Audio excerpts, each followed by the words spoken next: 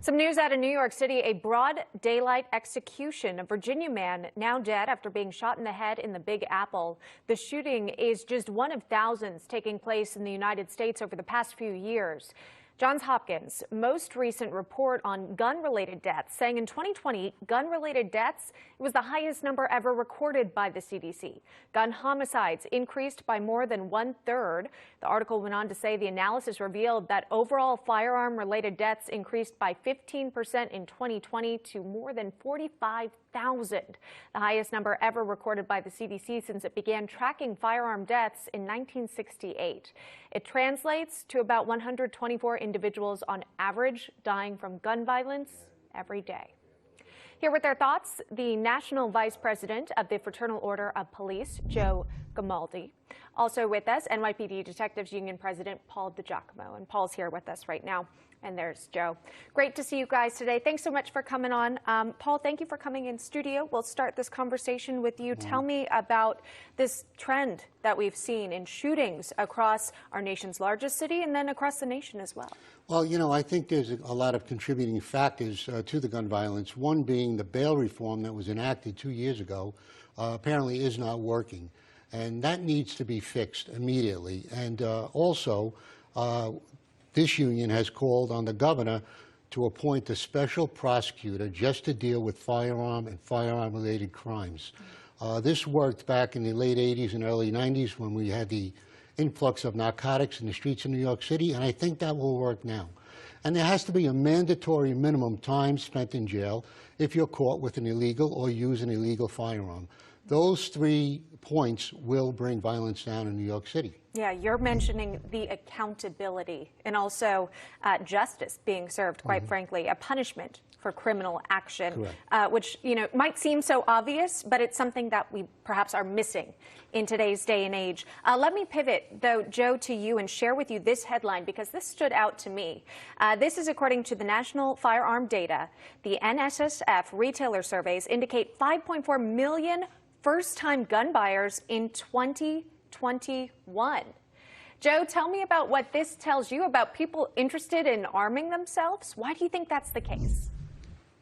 Well, I'll tell you what, there was a recent Gallup poll that just came out that said 80% of Americans are worried about violent crime in this country, and they're right. And you're seeing it with the gun sales. I mean, just to give you an idea of just how bad it really is, in 2021, that was the highest murder rate we had seen in a generation in this country. We had 16 American cities experience their highest recorded murders ever. We're talking about Philadelphia, Indianapolis, Albuquerque, Portland, Austin. The list goes on.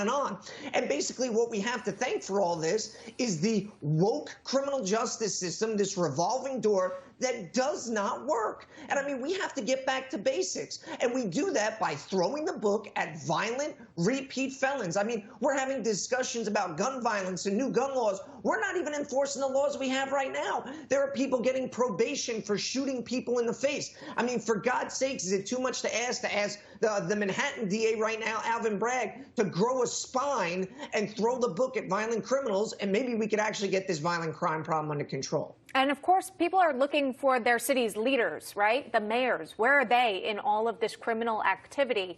Let me show you what the New York City Mayor, Eric Adams, has proposed. He's now asking subway riders to police cops on phones. If you see it, send me a photo, essentially asking people to report cops who are spending time on their cell phone while on the job.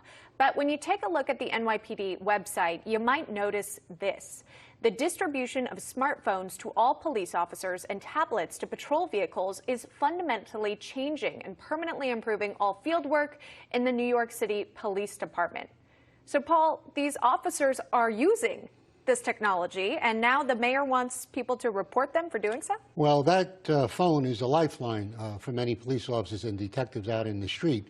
And the reality is this, that they get dozens of alerts every day on that phone, wanted persons, missing persons, and at a time when New York City police officers and detectives have taken over 2,000 guns off the streets since this mayor has been in office, he should be asking the public to take pictures of the criminals so detectives could make arrests. Yeah. You know, Joe, when you hear that, again, it's asking for New Yorkers to report on the police officers. What does that tell you about the plan nationwide, Joe?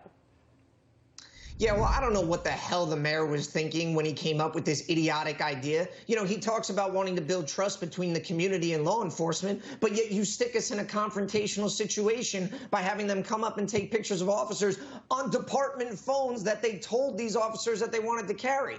And really what the mayor should be doing is focused on the increased murder rate of 54% in New York. Robberies are up 20%. Shootings are up 80%. So instead of focusing on that, he wants citizens to take pictures of police officers, and he's yucking it up at the Met Gala with a fancy jacket on. Maybe instead the message on that jacket should have been stop shooting cops, or maybe actually enforce the laws we have on the books. But I guess that's a little too much to ask from Mayor Adams. Exactly. People just want to be safe in their cities, and we're waiting for solutions to that. Wanted to thank our panelists Joe Gamaldi and Paul DiGiacomo for coming on and weighing in on this topic. Thank you so much.